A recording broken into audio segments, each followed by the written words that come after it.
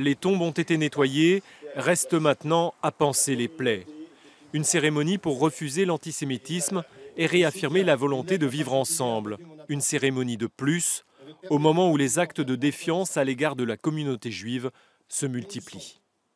On ne peut pas accepter la banalisation. On ne sait pas jusqu'où ça peut aller. Ça va être quoi la prochaine défiance? Ça va être quand? Ça va être où?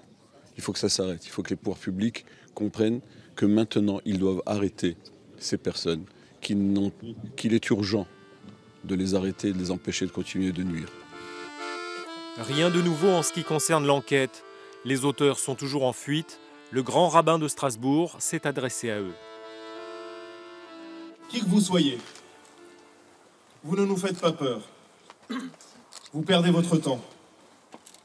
Notre histoire est inscrite dans l'ADN et dans le paysage de chaque village alsacien. Aucune de vos actions n'effacera notre présence et notre engagement plus que millénaire. Appel à un sursaut des consciences, à ne pas banaliser les actes antisémites. Le gouvernement songe à des mesures éducatives et législatives. Nous travaillons sur un projet de loi, notamment sur...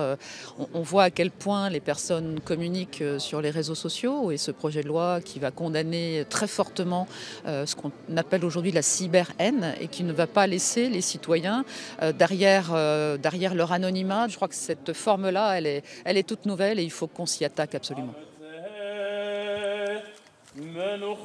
Une prière, des discours, des poèmes et de la musique. Cérémonie organisée par les élus de Quatzenheim, par solidarité avec la communauté juive et pour les habitants du village.